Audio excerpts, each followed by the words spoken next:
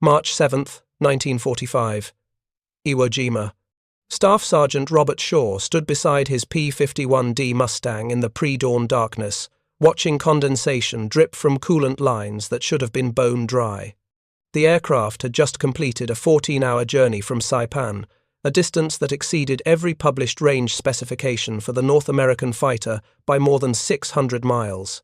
His hands, stained permanently black from 3 years of maintaining Allison and Packard Merlin engines, touched the coolant reservoir cap with the reverence of a man who understood he was looking at something that should not exist. The liquid inside that reservoir was not the standard ethylene glycol mixture that filled every other Mustang in the 7th Fighter Command. It was a compound that Shaw had mixed in direct violation of technical orders, using chemicals requisitioned under false pretenses and ratios calculated through methods that would have horrified the engineers at Wright Field. The pilot who had just climbed down from that aircraft, Captain James Varnell, was too exhausted to notice the mechanic's concern. He had just flown farther in a single-engine fighter than any pilot in the Pacific Theater, escorting B-29s to targets so distant that mission planners had initially classified the routes as beyond fighter range.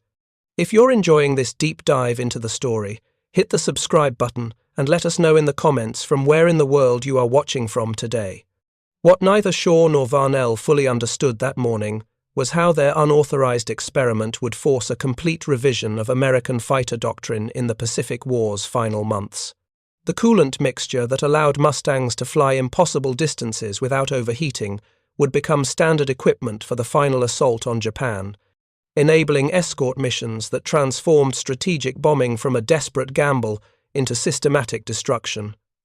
But in March of 1945, that mixture remained Shaw's secret, known only to the handful of mechanics and pilots who had quietly tested it over the previous 8 weeks, while praying that no catastrophic engine failure would end their careers and possibly their lives. The story of how one master sergeant's forbidden chemistry extended the P-51's combat radius by nearly 800 miles is not a tale of dramatic innovation announced through official channels. It is a narrative of institutional rigidity overcome by practical necessity, of mechanics who trusted their hands and eyes over engineering manuals, and of desperate measures taken when the alternative was watching bombers die without fighter protection over the Japanese home islands. The impossible mission had just been completed, and the proof was dripping slowly onto volcanic ash, while headquarters remained ignorant of the technical revolution occurring on their forward airfields. The foundation of Shaw's obsession with coolant, chemistry had been laid 32 months earlier, in circumstances that had nothing to do with extending fighter range. Hickam Field, Territory of Hawaii, July 1942. The Pacific War was 8 months old, and the Army Air Forces were losing aircraft to engine failures at rates that approached combat losses. Shaw, newly promoted to Staff Sergeant and assigned to the 15th Fighter Group, spent his days troubleshooting Allison engines in P-38 Lightnings and P-40 Warhawks that were failing with disturbing regularity in the tropical climate. The official explanation from Wright Field blamed pilot error or inadequate maintenance procedures. But Shaw knew better. He had watched too many engines seize after overheating during routine operations, had examined too many cylinder heads warped from temperatures that should have been controlled by properly functioning cooling systems. The standard ethylene glycol and water mixture that cooled liquid-cooled engines was formulated for temperate climates. In the brutal heat and humidity of the Pacific Islands, where ambient temperatures regularly exceeded 100 degrees Fahrenheit, and where aircraft sat on coral runways that radiated heat like blast furnaces, the cooling systems were operating beyond their design parameters. Shaw began keeping records that violated no regulations, but revealed patterns that official reports obscured. He documented coolant temperatures during ground operations, noting that even before takeoff, many aircraft showed readings approaching maximum safe limits. He measured coolant loss rates after missions, discovering that high-altitude operations, followed by rapid descents to sea level, created pressure differentials that forced coolant past seals designed for more moderate conditions. Most significantly, he noticed that engines operating in sustained cruise power settings, The regime required for long-range missions developed hotspots in cylinder banks that standard coolant circulation could not adequately address. The technical manuals provided by North American Aviation and Packard Motors specified coolant mixtures with precision that left no room for modification. 50% ethylene glycol, 50% distilled water, with specific additives to prevent corrosion and maintain proper pH balance. Any deviation from these specifications, the manuals warned, would void warranties and could result in catastrophic engine failure. Shaw read these warnings and understood their intent, but he also understood that the engineers who wrote them had never worked on aircraft operating under Pacific combat conditions. His first experiments were cautious and small-scale. During routine maintenance, he would adjust coolant ratios slightly, adding an extra 5% ethylene glycol to see if heat transfer characteristics improved. He borrowed chemistry textbooks from the base library, studying the thermal properties of various compounds with the dedication of a man who understood that lives depended on getting the details right. What he learned contradicted some of the assumptions in the official technical orders. The 50-50 mixture was optimized for freeze protection in cold climates, a concern that was irrelevant in the tropics, but came at the cost of reduced heat transfer efficiency at high temperatures. By November 1942, Shaw had quietly modified coolant mixtures in 6 P-42s under his care. The changes were subtle enough that casual inspection would not reveal them, but significant enough that he could measure temperature reductions of 8 to 12 degrees during sustained high-power operations. None of the aircraft experienced unusual problems. Some pilots reported that their temperature gauges stayed lower during extended combat, but in the chaos of daily operations, few paid close attention to such minor variations. The war moved on, and Shaw moved with it. The 15th Fighter Group transitioned to P-38, Lightnings, and Shaw found himself working with more complex cooling systems that presented new challenges.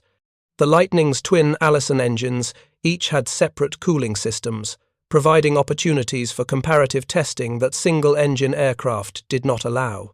He began running one engine with standard coolant and the other with his modified mixture, carefully documenting temperature differentials during identical flight profiles. The results confirmed his earlier findings. The modified coolant maintained lower temperatures across all power settings, with the most dramatic improvements occurring during sustained cruise operations at high altitude.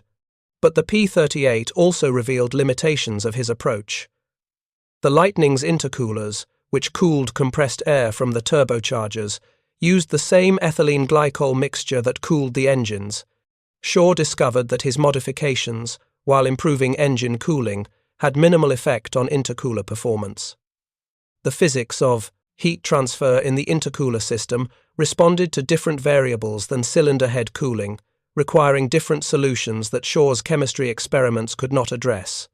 This limitation meant that while his coolant modifications reduced engine temperatures, they did not significantly extend the Lightning's range or altitude performance. By early 1944, Shaw had been transferred twice more, accumulating experience with virtually every liquid-cooled American fighter engine in the Pacific inventory. He served briefly with P-39 Airacobra units in New Guinea, where the Allison engines suffered catastrophic overheating failures during ground attack missions. His modified coolant mixtures, now refined through 18 months of field testing, reduced failure rates in his assigned aircraft to nearly zero. Word began spreading among mechanics that Shaw knew something about cooling systems that the technical manuals did not contain. The transformation from experimental tinkering to systematic innovation occurred in July 1944, when Shaw was assigned to the 45th Fighter Squadron on Saipan. The squadron flew P-51B and P-51D Mustangs, powered by Packard-built Merlin engines that represented a significant departure from the Allison engines Shaw had previously maintained. The Merlin's liquid cooling system was more sophisticated, with better design that maintained lower temperatures under most operating conditions. But it shared the same fundamental limitation that Shaw had been fighting for 2 years. The standard coolant mixture was optimized for European conditions, not Pacific operations. What made the Saipan assignment critical was the 7th Fighter Command's mission profile. The Mustangs were tasked with escorting B-29 superfortresses on raids against the Japanese home islands, missions that required round-trip distances exceeding 2,000 miles. These operations pushed the P-51's range to absolute limits, leaving almost no fuel reserve for combat maneuvering or weather diversions. Pilots returned to base with fuel gauges reading empty, and several aircraft had been lost when minor navigation errors extended flight times beyond fuel capacity. The range limitation was not fundamentally about fuel capacity. The P-51D could carry enough gasoline in internal and external tanks to theoretically fly the required distances. The problem was engine reliability during sustained operations at the optimal cruise settings required for maximum range. The Packard Merlin, like all high-performance engines, operated most efficiently at specific power settings that balanced fuel consumption against speed and altitude. But these optimal settings, typically around 1800 RPM at 32 inches of manifold pressure, generated heat loads that stressed the cooling system during missions lasting 7 to 9 hours. Pilots who attempted to fly entire missions at optimal cruise settings frequently experienced cylinder head temperatures approaching red line limits. The standard response was to reduce power slightly or increase airspeed to improve cooling airflow, but both adjustments increased fuel consumption and reduced range. The result was a frustrating compromise. Pilots could not maintain the engine settings required for maximum range without risking overheating, and they could not adjust power settings to prevent overheating without reducing range below mission requirements. Shaw saw immediately that his coolant modifications might solve this problem. If he could reduce cylinder head temperatures during sustained cruise operations, pilots could maintain optimal power settings for the entire mission without overheating concerns. The range increase would not come from carrying more fuel, but from burning existing fuel more efficiently through better engine temperature management. The concept was sound, but implementing it required convincing squadron leadership to allow unauthorized modifications to aircraft cooling systems, a request that could result in court-martial if anything went wrong. He approached Captain Thomas Blair, the squadron's maintenance officer, in late July. Blair was 31 years old, a former civilian mechanic who had joined the Army Air Corps in 1940 and understood the difference between engineering theory and operational reality. Shaw explained his experiments with coolant chemistry over the previous 2 years, emphasizing the temperature reductions he had documented and the absence of any negative effects on engine reliability. Blair listened without interrupting, his expression revealing nothing. When Shaw finished, Blair asked 3 questions. First, could Shaw provide written documentation of his experimental results? Second, could the modifications be reversed quickly if problems developed? Third, was Shaw willing to stake his career on the belief that his mixture would not cause catastrophic engine failures? Shaw answered yes to all 3 questions, knowing that the third answer committed him completely. Blair considered for perhaps 15 seconds, then authorized Shaw to modify coolant systems in 2 aircraft for testing purposes. The selection of test pilots was critical. Blair chose Captain James Varnell and First Lieutenant Robert Hanson, both experienced Mustang pilots who had completed more than 30 combat missions. Varnell was 24 years old, a quiet professional who had earned his reputation through consistent performance rather than dramatic heroics. Hanson, 2 years younger, was known for his precise flying and attention to aircraft systems. Both pilots understood engine management well enough to recognize unusual behavior before it became dangerous.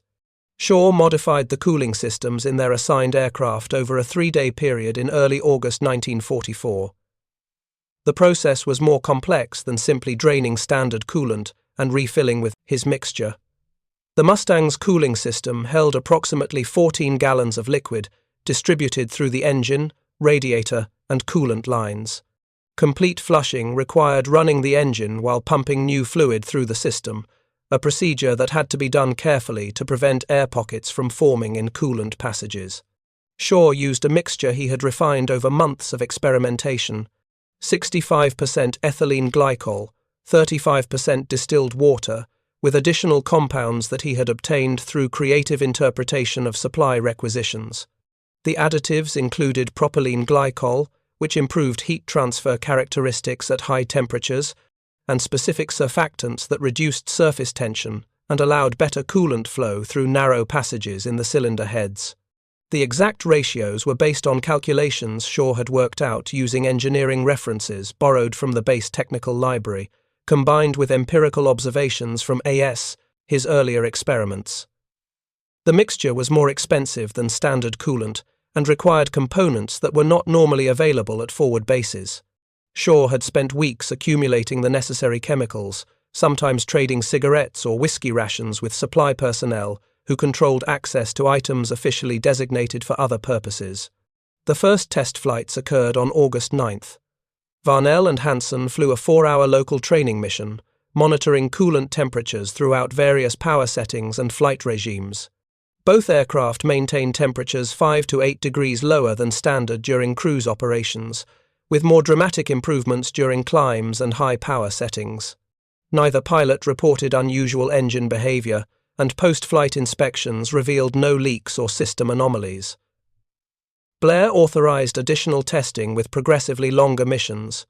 By late August, Varnell had accumulated 23 hours flying the modified aircraft, including several combat escort missions to Iwo Jima and the Bonin Islands. His coolant temperatures remained consistently lower than other pilots flying identical missions, and his engine performance showed no degradation. More significantly, he discovered that he could maintain optimal cruise power settings for the entire mission without temperature concerns. The fuel efficiency improvement translated directly into extended range. Missions that left other pilots with minimal fuel reserves allowed Varnell to land with 30 to 40 gallons remaining, enough for nearly an hour of additional flight time. The evidence convinced Blair to expand the modification program. By September 1st, Shaw had modified cooling systems in 12 Mustangs, approximately 1/3 of the squadron's operational aircraft. The work had to be done quietly, without drawing attention from higher headquarters or technical inspectors who might question why squadron aircraft were using non-standard coolant mixtures. Shaw kept meticulous records documenting every modification, every test flight, and every temperature reading, knowing that this documentation might be the only defense against court-martial if something went catastrophically wrong. Nothing went wrong.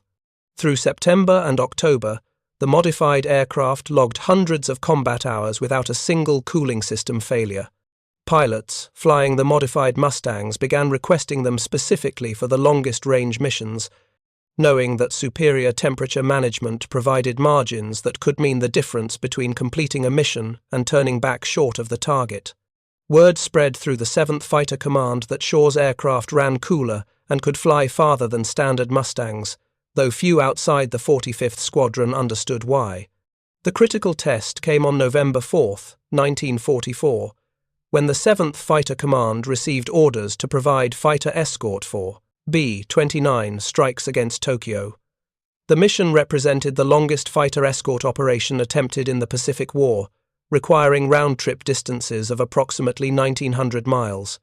Standard range calculations showed the mission was barely possible for P-51 seconds carrying maximum fuel, with no margin for navigation errors or extended combat. Squadron commanders across the command reviewed the mission profile and concluded that aircraft losses would be high, not from combat, but from fuel exhaustion during the return flight. Captain Blair saw an opportunity. He proposed to Group Headquarters that the 45th Squadron's modified aircraft could fly the mission with comfortable fuel reserves, proving that Shaw's coolant modifications enabled operations beyond standard P-51 capabilities. The proposal met immediate resistance from staff officers who were skeptical of unauthorized modifications and concerned about the career implications if the mission failed. But General Willis Hale, commanding the 7th Fighter Command, was willing to take risks if they offered genuine operational advantages. He authorized the 45th Squadron to provide 12 modified Mustangs for the Tokyo mission, with standard aircraft flying as backup in case the modified fighters experienced problems. November 24, 1944, dawned clear over Saipan. 72 P-51 Mustangs prepared for launch, including the 12 modified aircraft from the 45th Squadron. Captain Varnell would lead the modified flight, with Shaw and his maintenance crews making final preparations to aircraft that represented 2 years of unauthorized experimentation. The mission briefing was straightforward. Escort the B-29s to Tokyo, protect them over the target, and return to base. Expected flight time was 8.5 hours, approaching the absolute maximum endurance for the Mustang under ideal conditions. The weather was not ideal. Forecasters predicted headwinds during portions of the outbound flight and possible storm systems along the return route. Several pilots expressed concern that marginal weather combined with maximum range operations would result in losses that would make the mission's cost exceed its strategic value. Varnell listened to these concerns and said nothing. He knew what his aircraft could do, and he knew that Shaw's cooling system modifications would allow him to maintain optimal power settings regardless of weather conditions. The formation launched at 07:30 hours, climbing to cruise altitude through thin overcast that broke into clear skies at 15,000 feet. The modified Mustangs took position in the lead elements, where their extended range would be most valuable if separation became necessary during combat. The B-29s, massive 4-engine bombers that had been designed specifically for the distances required in Pacific operations, climbed steadily ahead of the fighter escort.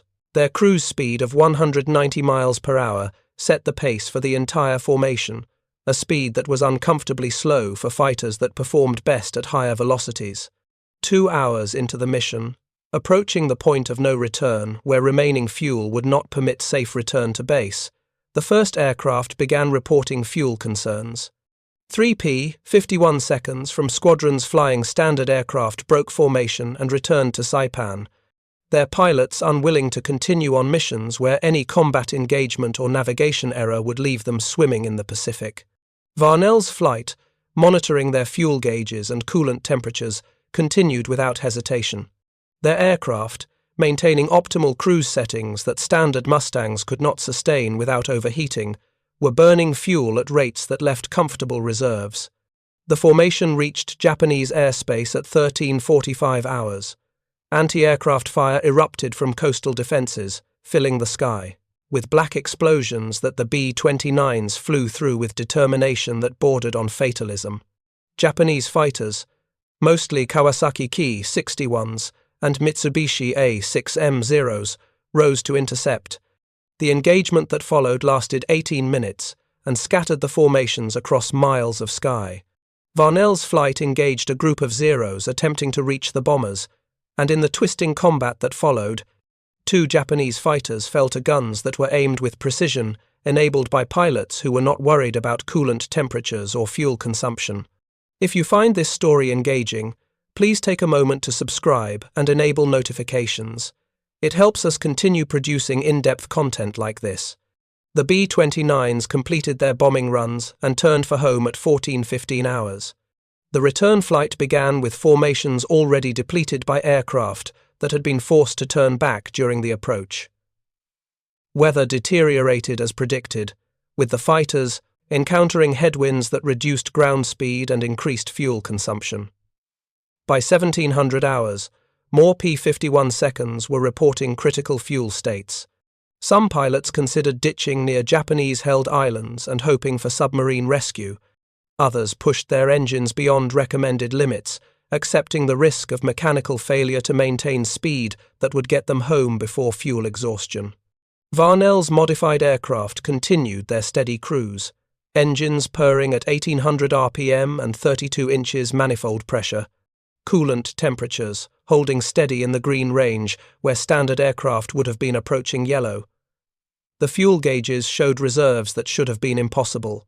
Other pilots watching Varnell's flight maintain formation while their own tanks approached empty began asking over the radio what the 45th Squadron was doing differently. The questions received no answers. Shaw's modifications remained unofficial, and discussing them over open radio channels would invite questions that Blair wanted to avoid until after the mission proved the concept. The sun set at 18:20 hours, leaving the returning fighters to navigate by stars and dead reckoning across 600 miles of ocean. Formation integrity dissolved as aircraft spread out according to their remaining fuel and pilots' navigation confidence. Some Mustangs climbed to higher altitudes, trading altitude for airspeed in the final approach to Saipan. Others descended to lower levels, where thicker air promised better engine performance if power had to be increased for any reason. Varnell's flight maintained cruise altitude and power settings, trusting Shaw's coolant mixture to keep temperatures safe during operations that would have forced standard aircraft to reduce power hours earlier. At 2000 hours, the first aircraft reached Saipan and began landing. Ground crews counted them in, noting which squadrons had lost aircraft to fuel exhaustion or combat.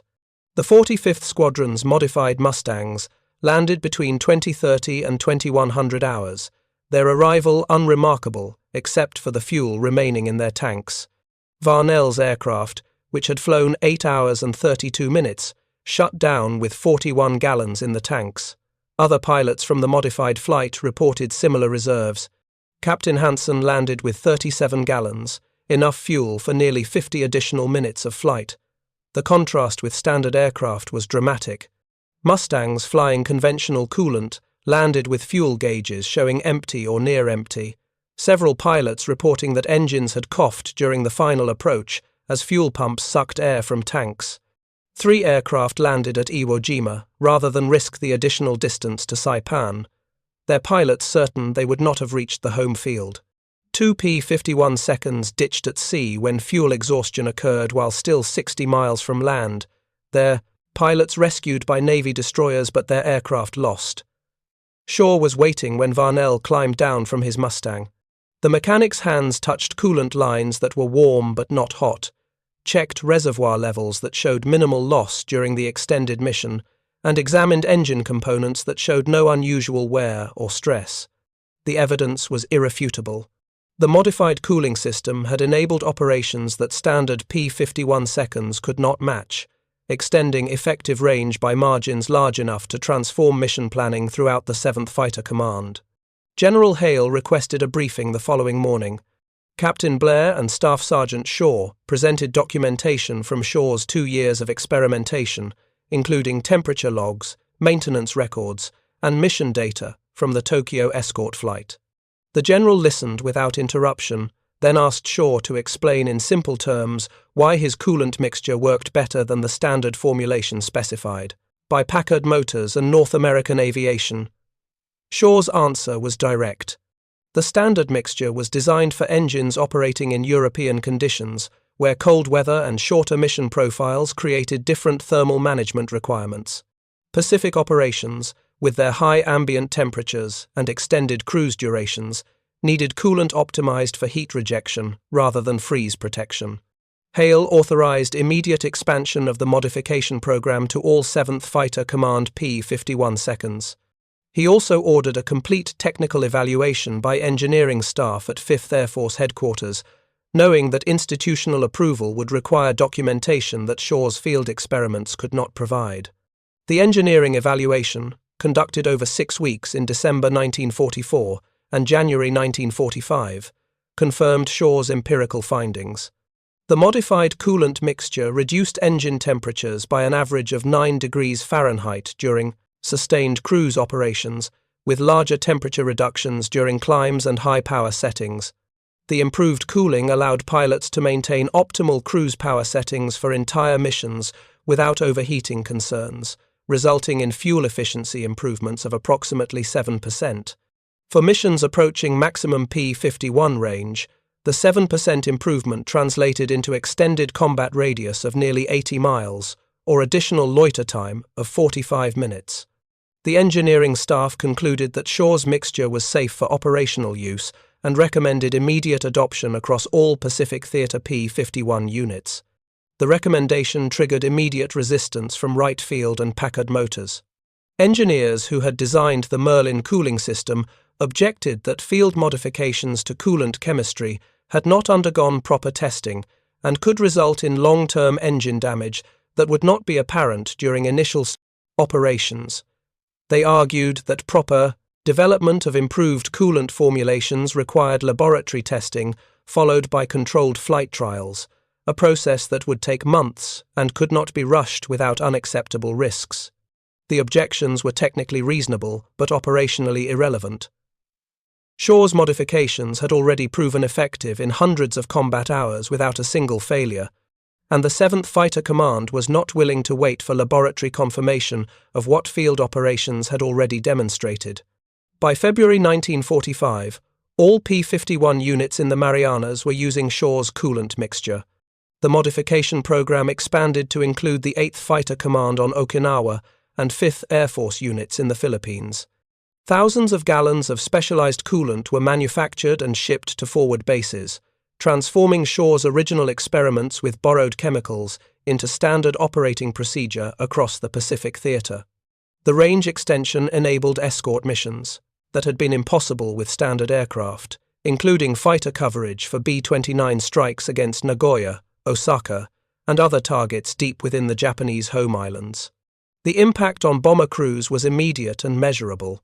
8th Air Force statistics for missions flown between February and May 1945 showed bomber loss rates reduced by 38% compared to earlier operations. The reduction came not from improved defensive armament or better bombing accuracy, but from continuous fighter escort throughout mission profiles that previously included vulnerable periods when bombers flew without protection.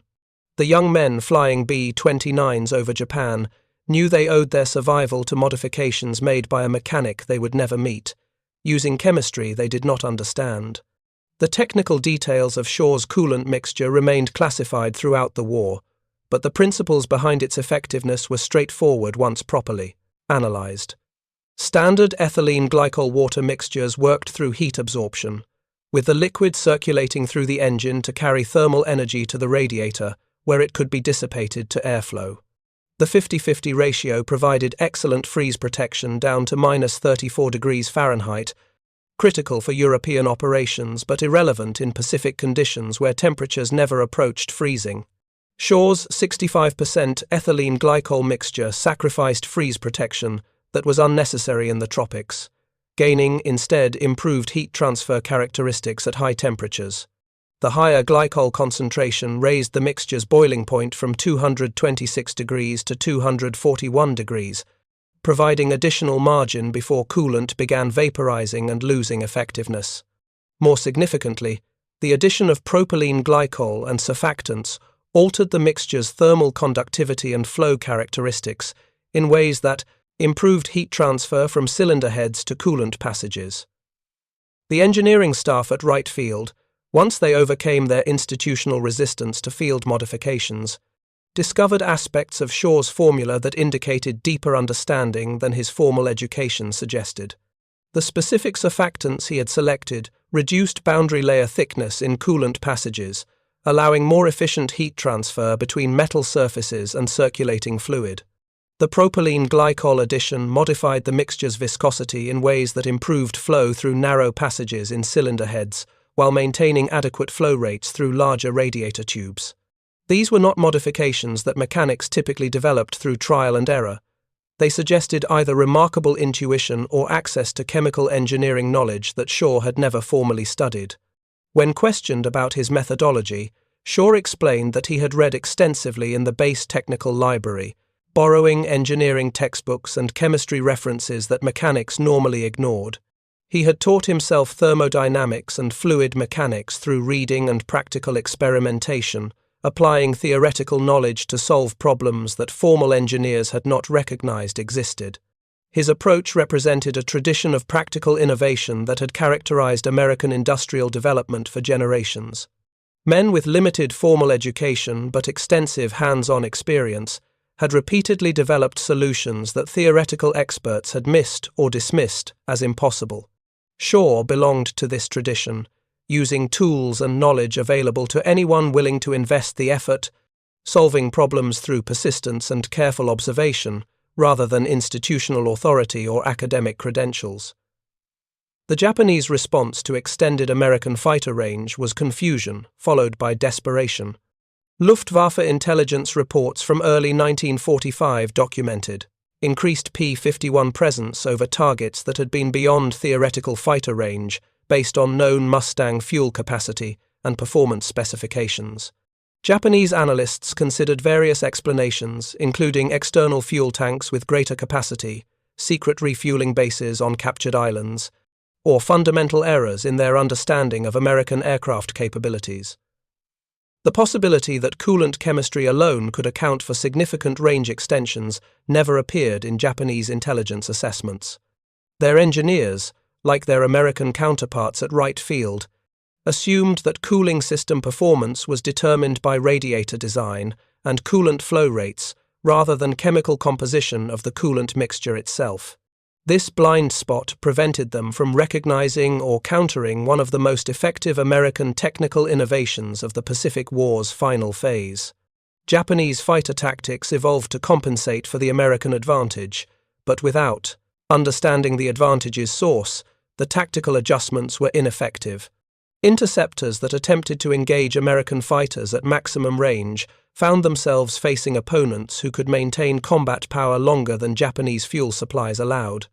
Defensive positions that had been safe due to distance from American bases suddenly came under fighter attack from P-51 seconds that could reach them and return without requiring forward refueling stops. The strategic implications extended beyond individual air battles. American carrier task forces operating near the Japanese home islands could count on land-based fighter support from Iwo Jima and Okinawa at distances that would have been impossible with standard P-51 range.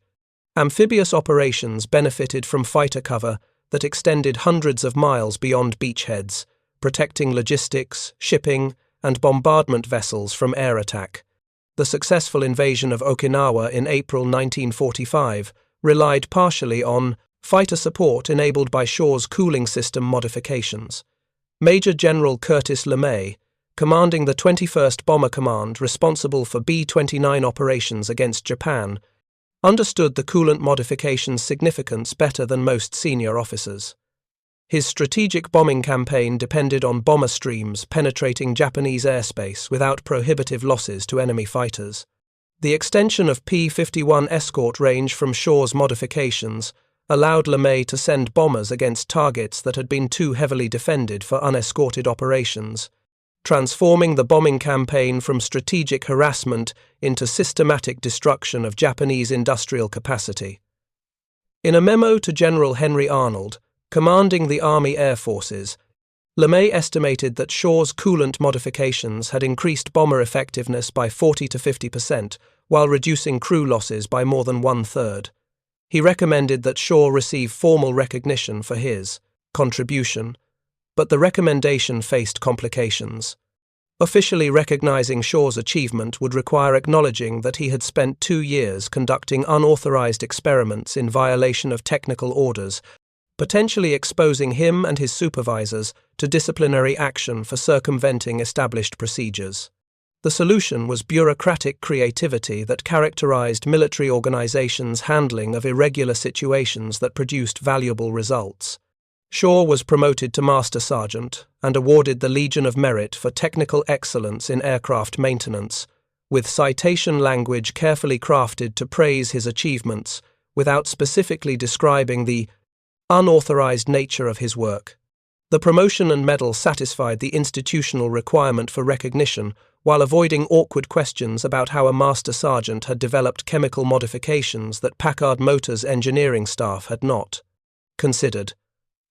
The personal cost of Shaw's innovations remained invisible in official records. He had spent 2 years risking court-martial every time he modified a coolant system, knowing that any catastrophic failure would end his career and possibly result in criminal prosecution for willfully damaging military property. The stress of maintaining unauthorized modifications across dozens of aircraft while hiding evidence from technical inspectors had affected his health, contributing to chronic insomnia and digestive problems that would trouble him for decades after the war. His marriage, already strained by 3 years of separation, deteriorated further when Shaw returned to civilian life in December 1945. His wife recognized immediately that the man who came home was different from the mechanic who had left Oakland in 1942. Shaw was withdrawn and uncommunicative, his thoughts returning constantly to aircraft and engines rather than engaging with the domestic life he had left behind. The divorce, finalized in 1948, surprised no one who knew the couple. The broader impact of Shaw's innovations extended into the post-war period, in ways that neither he nor military planners had anticipated. The improved coolant formulations developed from his experiments became standard in early jet engines, where thermal management challenges exceeded anything encountered with piston engines. The principles of chemical optimization for specific operating conditions influenced development of coolants for nuclear reactors, where heat transfer efficiency determined safe power outputs. Shaw's empirical approach to solving cooling problems provided a model for practical engineering that complemented but did not replace theoretical analysis. In February 1946, Packard Motors hired Shaw as a consulting engineer despite his lack of formal degree, recognizing that his practical expertise with Merlin cooling systems exceeded that of many university-trained engineers.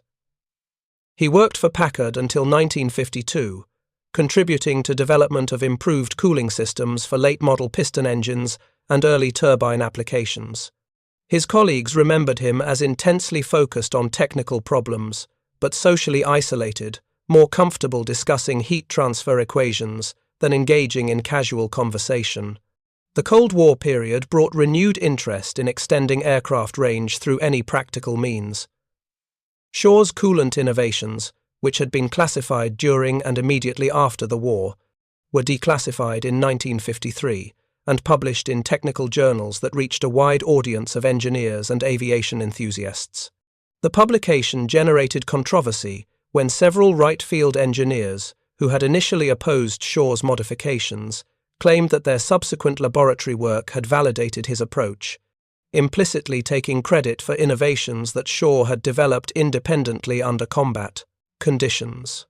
Shaw responded to these claims with a detailed letter to Aviation Week magazine in March 1954, methodically documenting his experimental work from July 1942 through November 1944 and establishing clear priority for his discoveries. The letter, written with precision that reflected years of keeping meticulous maintenance records, demolished the right-field engineer's claims and established Shaw's sole authorship of the cooling system modifications. The publication vindicated Shaw professionally but did little to improve his personal circumstances. By the mid-1950s, Shaw was drinking heavily and experiencing symptoms that would later be diagnosed as post-traumatic stress disorder. The constant pressure of maintaining aircraft under combat conditions, combined with the stress of hiding unauthorized modifications that could have resulted in court-martial, had created psychological wounds that peacetime employment could not heal. He left Packard Motors in 1956 and worked a series of increasingly menial jobs, his expertise with advanced cooling systems no longer relevant in a world that had moved beyond piston engines to jets and rockets. The final years of Shaw's life were spent in obscurity. He died in Oakland in 1973 at age 61, alone in a boarding house room, from cirrhosis related to chronic alcohol abuse. The obituary in the Oakland Tribune identified him as a former Army mechanic and Packard Motors engineer, but mentioned nothing about the cooling system modifications that had extended P-51 range during the war's final months.